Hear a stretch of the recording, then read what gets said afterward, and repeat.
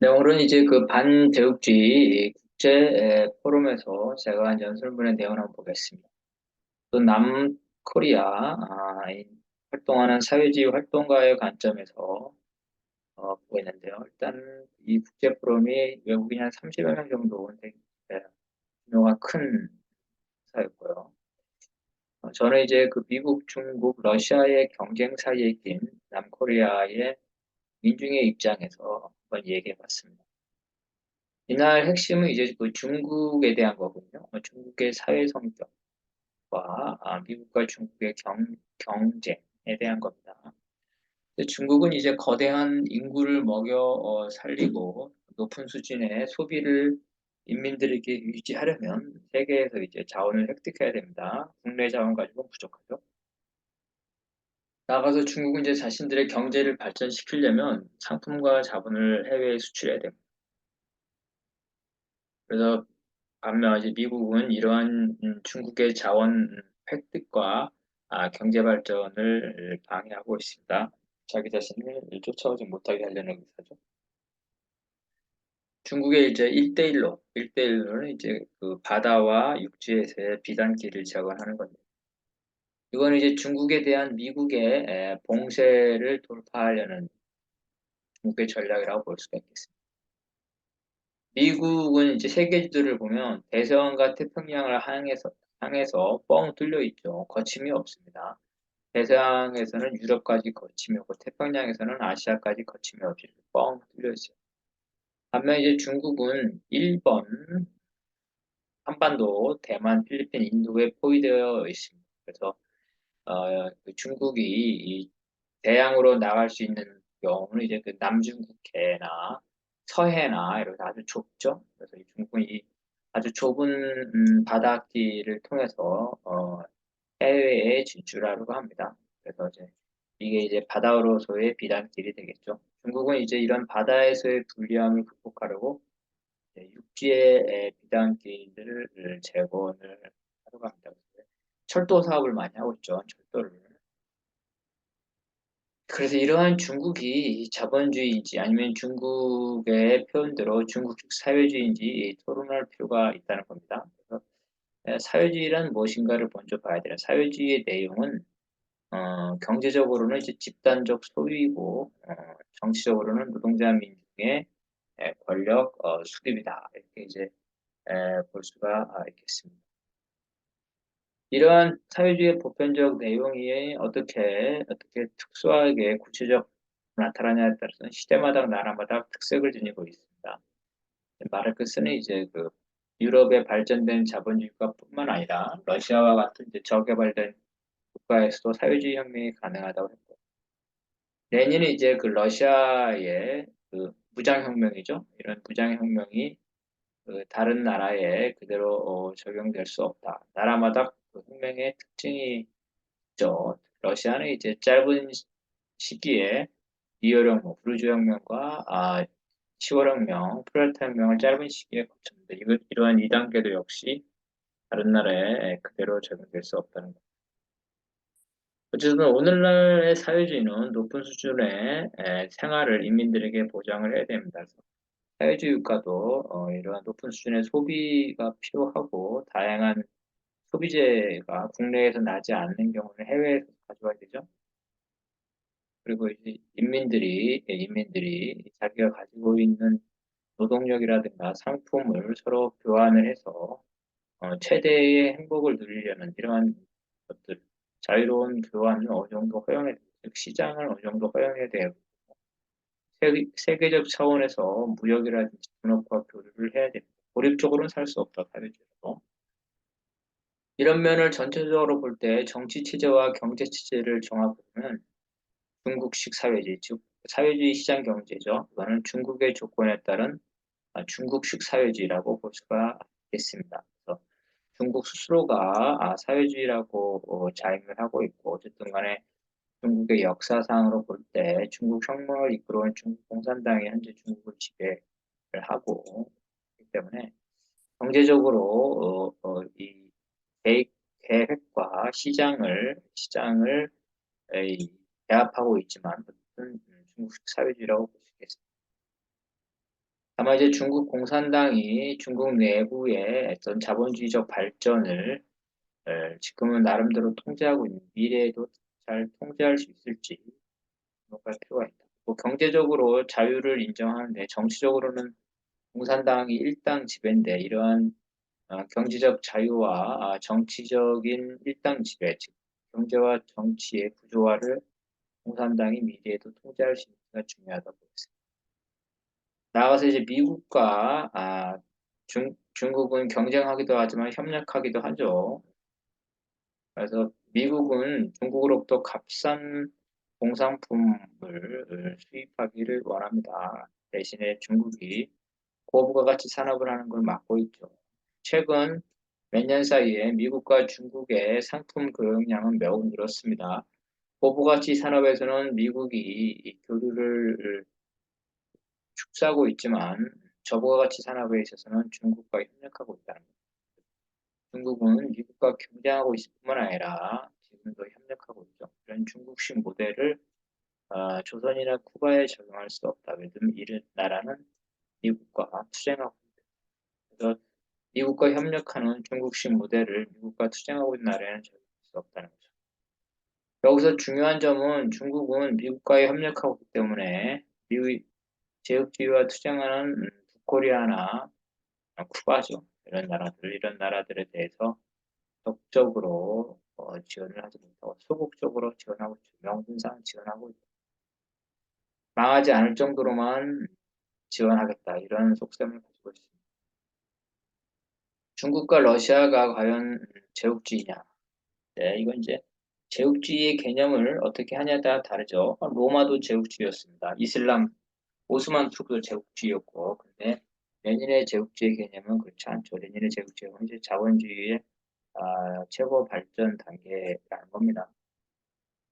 그래서 중국과 러시아는 상품 수출과 자본 수출을 하죠. 제국주의 국가에서 그렇습니다. 제국주의 국가는 이것만 하는 건 아니죠. 제국주의 국가는 상품 수출과 자본 수출뿐만 아니라 여러 그 외의 특징을 필요로 하는데 금융자본이 경제적으로 산업자본을 지배하고 금융자본이 실질적으로 국가 권력을 통제하는 이러한 상태가 제국주의라고 볼 수가 있겠죠. 그렇지만 중국과 러시아는 그렇지 못하죠. 오히려 국가 권력, 푸틴이죠. 푸틴이나 중국 공산당이 금융자본, 자본가를 통제하지 자본가들이 권력을 통제하고 있는 건 아니죠. 중국과 러시아도 국경 문제, 인접 국가죠. 안보 문제 때문에 이웃 나라를 침략하죠. 중국이 베트남하고 인도하고 전쟁하고, 러시아는 최근에 우크라이나하고 전쟁하고 이런 점이 있습니다. 하지만 중국과 러시아가 자본 수출이나 상품 수출을 위해서 국경에서 경제적 이유 때문에 국경에서 멀리 떨어진 다른 대륙의 나라까지 가서 그 나라를 침략하거나 곳에 대리 정권을 세운 적이 없습니다. 반면 미국은 전 세계를 10개의 사령부로 나눠 군대를 파견하고 있습니다. 미국에서 말하는 중부 사령부는 미국의 중부가 아니라 유럽입니다. 유럽 남부 사령부는 중남미를 말하는 그런 식으로 미국은 전 세계에 군대를 파견하고 대리 정권을 그래서 이런 차이점을 볼 때 중국을 패권주의 국가, 팽창주의 국가라고 비난할 수 있지만 마르크스나 레닌 관점에서 즉 상품 수출과 자본 수출을 위해서 이러한 경제적 착취와 수탈과 정치적 지배를 동시에 추구하는 레닌의 제국주의라고 볼 수는 없다는 거죠. 정치적 영향력과 경제적 영향력이 상호 상승하는 결합하는 게 제국주의라고 볼 수 있는데 중국의 경우는 다르죠. 물론 1대1을 통해서 정치적 영향력을 행사할 수 있겠지만 레닌은 제국주의라는 단순한 정치적 영향력이 아니라 영토를 분열하거나 오늘날 말하면 신식민적인 대리 정권을 세우는 정도의 수준을 말하는 것 단순히 외부의 영향력을 행사하는 정도를 제국주의라고 볼 수 없다. 또 한편 그렇다면 오늘날은 신냉전이라고 볼 수 있냐는 거죠. 아니라는 거죠. 왜냐하면 미국, 중국, 러시아는 아까 본 것처럼 경쟁 관계에 있고 또 분업 관계. 미국과 중국이 경쟁하면서도 분업한다는 것은 너무나 당연하고 러시아도 사실은 마찬가지죠. 러시아도 미국과 여러 가지 교류를 교류를 하고 있습니다. 과거에 소련과 미국이라면 전혀 교류가 없죠. 세계적으로 서로 같이 교류를 하고 있고, 전체적으로 보면 세계 자본주의 체제에서 같이 분업을 하고 있습니다. 중국은 미국 등 혹은 유럽 같은 제국주의과 분업을 하면서 미국을 따라잡을 수 있었죠. 중국이 미국이나 유럽과 관계를 단절한다면 현재의 중국을 유지하기는 어렵습니다. 미국은 이제 중국과 러시아의 경쟁에서 이기기 위해서 이제 중국과 러시아를 고립시키죠. 자기네 편을 넓히고 중국과 러시아 편을 줄이는 그런 정책을 해서 유럽을 러시아로부터 떨어뜨리게 하고 남코리아나 대만을 이제 중국으로부터 떨어뜨리게 하려고 했죠. 그래서 이것들을 이제 떼내려고 하기 때문에 줄서기를 강요하고 있죠. 특히 이제 중국 관련해서는 남코리아와 대만에게 중국이 아니라 미국 편에 서게 합니다. 그래서 미국은 중국과 이들 나라 사이를 이간질하고 심지어 대만 같은 경우는 무력 충돌을 중국과 하도록 이런 식으로 유도를 하고 있습니다. 그래서 남중국해도 마찬가지고 이런 이유로 이제 미중로는 실제로 미중로는 그 분업과 경쟁 관계지만 그 밑에 하위 국가인 대만, 중국, 대만, 한국, 우크라이나에서는 냉전이다. 아버지들끼리는 이씨 집안과 김씨 집안에서 아버지 김씨와 이씨 김씨는 협력하지만 그 자식들은 싸우는 거랑 똑같다는 거예요. 마치 조폭의 대장들은 서로 악수하고 같이 술 먹지만 그 조폭 대장의 밑에 있는 부하들은 서로 싸우죠. 이런 거랑 유사해요. 미국은 이제 중국, 러시아와 세계대전을 원하지 않지만 동유럽과 아시아에서 주전, 대리전쟁을 조장하고 있죠. 실제로 우크라이나 전쟁과 대리전쟁이었고 코리아전도 대리전쟁, 대만에서도 이제 대리전쟁을 조장하고 있다. 그래서 세계는 지구적 차원에서는 신냉전이 아니지만 코리아 반도, 우크라이나, 동유럽, 대만 같은 데는 냉전이 지속되고 있다. 미국이 이제 중국과 러시아를 지치게 만들려고 바로 이제 중국과 러시아의 국가 주변국 한국, 우크라이나, 대만을 전쟁으로 내몰면서 만약에 우크라이나에서 보듯이 그 나라 민중들이 제일 많이 희생당이죠. 미국 사람은 한 명도 안 죽고 미국이 주는 무기로 우크라이나 국민들이 죽어가고 있습니다. 이러한 것들을 대만이나 한국에서도 그렇게 하려는 거죠. 그래서 코리아 반대에서도 전쟁의 우려가 높고 있습니다. 아마 이제 코리아에서 핵무기 때문에 핵무기로 보복 능력이 있죠.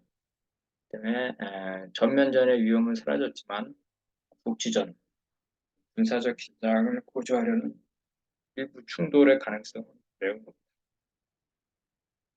한국, 미국, 일본은 이제 북코리아를 핑계를 대면서 코리아 반도의 동해에서는 중국을 겨냥해서 러시아를 겨냥해서 서해에서는 중국을 겨냥해서 전면적 훈련을 하고 있습니다.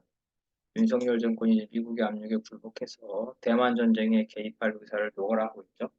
중국이 마치 이제 그 대만에 무력으로 통일할 것 같다는 이러한 미국의 선동을 윤석열이 그대로 하고 있습니다. 윤석열 정권은 심지어 이제 독일에 있는 미군 부대에 포탄 30만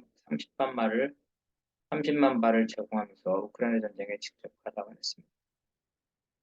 그래서 이제 현재 남코리아의 노동자 민중은 미국의 이제 동아시아 전쟁 정책, 반도와 대만 전쟁 정책에 저항을 하고 있고, 코리아 반도는 사실은 미국 때문에 국제법상으로나 현실에서도 전쟁 중, 국제법적으로는 미국은 이제 코리아 반도에서 전쟁을 끝내는 종전협정, 즉 평화협정을 거부하고 있습니다.